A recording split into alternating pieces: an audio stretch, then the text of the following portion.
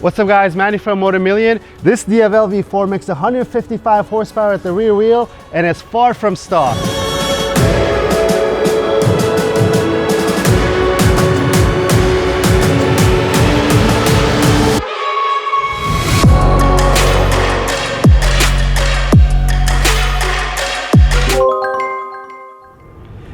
Well, take a look at this thing, guys. Isn't it the ultimate expression of a cruiser that an Italian company like Ducati would do? And let's start off by the walk around of this beautiful bike to tell you guys what it's got done, because I told you guys in the beginning that this is far from stock, and you're probably scratching your head and saying it's far from stock. And if you are, I like that, because that means we did our job. Right up front, we have our BST wheels. Obviously, those are the elephant in the room and easy to spot. But we have our Brembo T-drive rotors, garnished with the Prototype titanium bolts, our TWM front axle protector. And one thing that I really liked about the Diavel V4 out of the factory was that they had blacked out the radiator so you don't see it. But we usually always put radiator and oil cooler guards for the benefits of protection on the bikes. And now we have our EvoTech radiator and oil cooler guards right up front. And we have our carbon fiber front fender here as well. And if you look up top, this bike might look a little different in the front end for you. And it's because number one, it's missing the mirrors. So we have our turn signals right here by NRC. But another piece that we just added is this Rizoma front windshield piece. It actually comes with a wire cover that goes over here. If you want to run it, you could go ahead. But when we changed it, it just didn't look right to us. So we just put this red piece back on, which is a cool thing, because if you have a bike that you want to keep this piece on, you could also do it. But if you really like the look of that wire cover, you could leave it there. But I think it looks a little dated when you put it like that. Let's say that. Let's say dated, because it's a nicer way of putting things. And if you're looking in the front end also to think what's different, yes, we have these red pieces here. This is the carbon fiber side pods by ZMM that we put on. I guess we'll call them the air intakes. But when we say air intakes, it doesn't feed the engine, guys. It feeds air to your legs over here so you could stay nice and cool when you're riding this beast of a motorcycle. And we just wrapped it with red, and I think it brought it all together, because if you watch our build video, we had put these on, it didn't have the red touches. And when we were looking at the bike, we were like, it's missing something, and it was missing a little bit of red right here. And following on the handlebar setup, it's just as we like it. It's just nice and clean. And I'm going to tell you a couple of things. We held back on doing a few things on this bike, but if we do, we usually do it because we have a reason for it. So let's start off. The reservoirs are the stock reservoirs, but we used our Ducati carbon covers on it. It looks subtle, beautiful. We have our TWM levers. We are using the stock master cylinders. We usually upgrade the master cylinders because we really want that performance benefit and the benefit of the feel out of those master cylinders. But in this case, this bike, you could run those MotoGP buttons, but it's a cruiser. Would it be cool? Maybe. But I really like the red lights that these stock buttons have.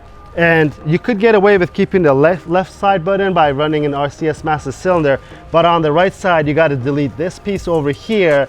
And that really didn't gel well with us. So the brakes were kind of iffy in the beginning, but the T-drive rotors really helped it. And a little bit of a good fluid and a flush in the system made it just right. I mean, it's not as sharp as having the top of the line racing stuff, but then again, don't forget you're on a cruiser, and the brakes now work really, really well. And right here we have our Pro Grip 717 grips with the red colors on it. And right here we have our Ducati clamps that we use after we deleted our mirrors, because if you guys remember, the mirrors are clamped onto the reservoirs.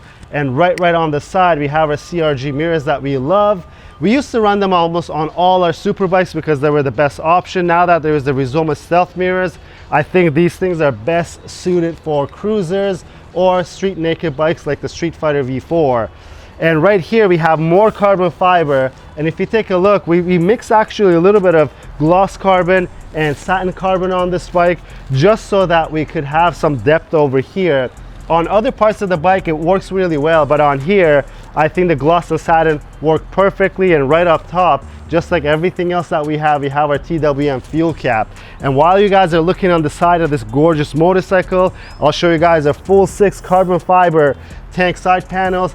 Everything fits OEM, sometimes even better than OEM, which is something amazing. And everything was so easy to install, guys, That's something very, very refreshing. And right here, all the plastics that were on the bike are now gone. There's no more black plastic left, so everything is carbon fiber, including this engine cover right here. What we used from the stock part was this aluminum piece that comes on top that really, really finishes off the look of the bike. And since we're speaking of carbon fiber and we're speaking of metal finishes, this exhaust right here had the metal heat shield on it that I really, really did not like. I think that was the only design element of the bike that I really, really wanted to change. And if you look at the Bentley models, they actually made it black. And in this case, we have the ZMM carbon fiber exhaust heat shield on this bike that just ties everything together, including this monster of an exhaust, the Termignoni Quattro Uscita, the 4-exit dragster exhaust. And when they say dragster, I know what they mean, because this thing has an attitude. It gives it character, it gives the sound, it gives it flames, and it gives it 4 exits. You're probably thinking 4 exits? Yes, there's 2 on this side and 2 on the other side. We're going to talk about these Ducati adjustable foot controls. They're CNC aluminum. They got grip, more than enough that you would want on a bike like this. But the best part about them is that they're tiny little bit shorter than your factory foot pegs that was hitting my shins all the time. Now they're on here and they look absolutely spot on. And right back over here, I think it's the star of the show, because on this bike it makes such a big difference on how this thing looks. It's not the tire, because it comes with this size of tire, the 245 rear tire, that is absolutely crazy on a street bike.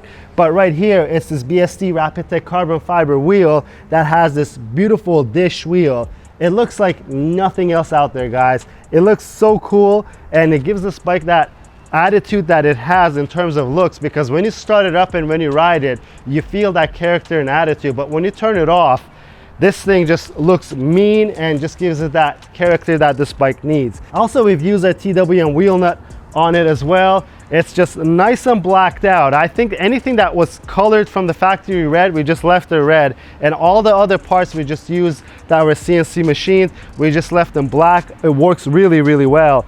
And right over here, we have our carbon fiber rear fender. As I mentioned again, everything that was plastic is now carbon fiber. Just like our piece over here, our rear swing arm cover, which you'll see in a second.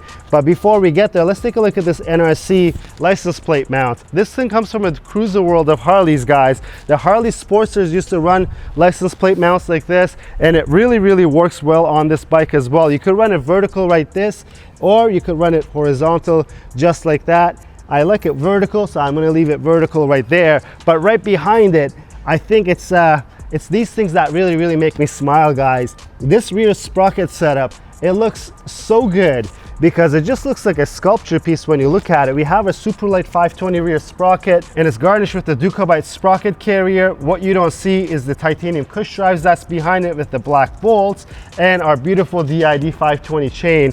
And this setup saved quite a lot of pounds. I don't remember exactly how much, but go check out the video if you guys want to see. You guys are probably going to ask, is 520 safe on a bike like this? It absolutely is. You could check the tensile strengths of these chains.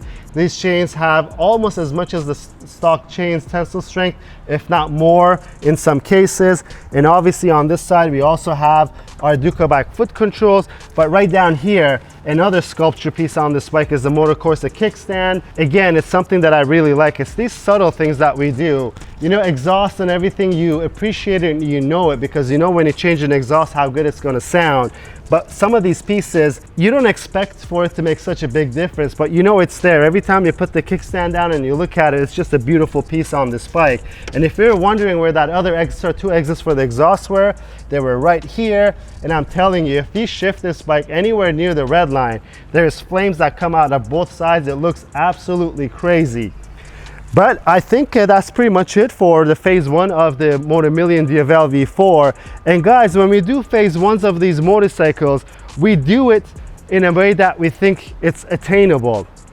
We think it's someone who's going to be buying this bike and doesn't want to spend the crazy money on the Bentley, but want to do something really unique and something that looks really good, would want to do something like this. And yes, when I mean attainable, it is attainable, guys. It doesn't have a crazy price tag for any of these parts, and that's what we really, really like doing. And also, we want to keep it inherently a way that it could come out of the factory, and I think we nailed it, guys. Also, a couple things I want to talk about that you can't see is the T800 up map that this motorcycle has. It's put a lot of power back into this bike, but it's made the power usable.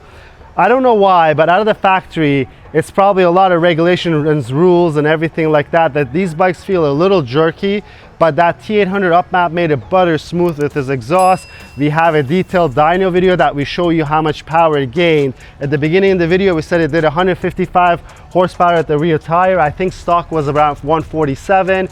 And it was 85 foot-pounds of torque at the rear tire. Stock was 76, but it's not the peak numbers that really impressed us. Go check out that video. If you look at the power curve and the power band on this bike right now, we've gained everywhere, and when you ride this thing, you could feel it, and it actually rides like you would expect on a cruiser. It's smooth. Yes, when you crack the throttle, it has lots and lots of power, and it's one of the only bikes to date that I've ridden that first thing I've said when I rode it was, it may have a little too much power, not in a negative way, but in a way that it makes you respect the machine, because you don't expect something like this to have that much power. Yes, we expect it to have power, but this is just insane, but it's insanely good. And I think that's about it for the walk around, guys. And if you like the video, please give it a thumbs up. If you have any questions or comments, leave them down below. Until next time, guys, have a good one.